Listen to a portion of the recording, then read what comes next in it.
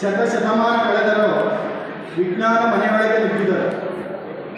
ಶತಶತಮಾನ ಕಳೆದರೂ ವಿಜ್ಞಾನ ಮನೆಯೊಳಗೆ ನುಗ್ಗಿದರೂ ಅಜ್ಞಾನ, ಅಂಧಕಾರ, ಅಪನಂಬಿಕೆ ಆಗರಗಳಿಂದಲೂ ಆಸೆ ಬರುವುದರ ಸ್ವಾರ್ಥಿಗಳ ತೆವಲುತನದಿಂದಲೂ ಮತ್ತೆ ಬದಲಾಗದ ನಂಬಿಕೆಗಳ ಕಂಠಪುರಾಣ ನನ್ನವರ ಕೂಗು ಏಕೋ ಕೇಳಿಸುತ್ತಿಲ್ಲ, ನನ್ನವರ ಕೂಗು ಏಕೋ ಕೇಳಿಸುತ್ತಿಲ್ಲ.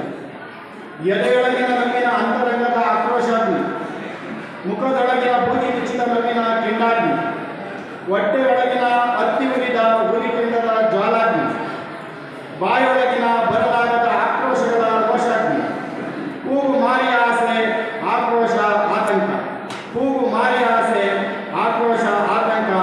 ನನ್ನವರ ಕೂಗು ಏಕೋ ಕೇಳಿಸುತ್ತಿಲ್ಲ, ನನ್ನವರ ಕೂಗು ಏಕೋ ಕೇಳಿಸುತ್ತಿಲ್ಲ. ಆಳುವ ದೊರೆಗಳ ಅಂಗಲಾಚಿ ಬೆಳೆದರು, ಕಾಲಿಗೆ ಬಿದ್ದು ಕೈ ಮುಗಿದು ಕಾಡಿದರು, ಜೀವದ ಆಳಾಗಿ ಮೈ ಮುರಿದು ದುಡಿದರು. ನನ್ನವ್ವರ ಚಂದವಾವರು ಸುಗಿದರು, ನನ್ನವ್ವ ನನ್ನಕ್ಕ ನನ್ನವರ ಚಂದವಾವರು ಸುಗಿದರು. ಹೊರಚಿದರು ಪರಚಿದರು ಮೈ ಮೇಲೆ ಎರಚಿಕೊಂಡರು, ಹೊರಚಿದರು ಪರಚಿದರು ಮೈ ಮೇಲೆ ಎರಚಿಕೊಂಡರು. ನನ್ನವರ ಕೂಗು ಏಕೋ ಕೇಳಿಸುತ್ತಿಲ್ಲ, ನನ್ನವರ ಕೂಗು ಏಕೋ ಕೇಳಿಸುತ್ತಿಲ್ಲ.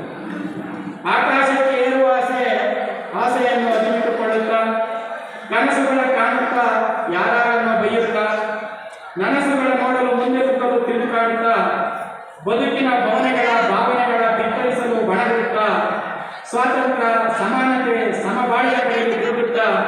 ನನ್ನವರ ಕೂಗು ಏಕೋ ಕೇಳಿಸುತ್ತಿಲ್ಲ, ನನ್ನವರ ಕೂಗು ಏಕೋ ಕೇಳಿಸುತ್ತಿಲ್ಲ. ಸರ್ವರಿಗೂ ಬೇಕಾಗಿದೆ ಬುದ್ಧ ಮಹಾಗುರುವಿನ ಶಾಂತಿ ಸಹನೆಯ ಸಾರ್ಥಕತೆ, ಬುದ್ಧ ಮಹಾಗುರುವಿನ ಶಾಂತಿ ಸಹನೆಯ ಸಾರ್ಥಕತೆ, ವಿಶ್ವಗುರು ಬಸವಣ್ಣನವರ ಕಾಯಕವೇ ಕೈಲಾಸದ ಆದರ್ಶತೆ, ಬಾಬಾ ಸಾಹೇಬರ ಮಾನವೀಯತೆಯ ಹೃದಯದ ಸ್ಪರ್ಶತೆ, ನಾರಾಯಣ ಗುರುವಿನ ಸ್ವಾಭಿಮಾನದ ಸ್ವಾವಲಂಬನೆಯ ಸಂಧಿಗೆ, ತಂದೆ ಪೆರಿಯಾರವರ ವೈಚಾರಿಕತೆಯ ಜ್ಞಾನಶಕ್ತಿಯ ಅವಶ್ಯಕತೆ. ಎಲ್ಲರಿಗೂ ಧನ್ಯವಾದಗಳು.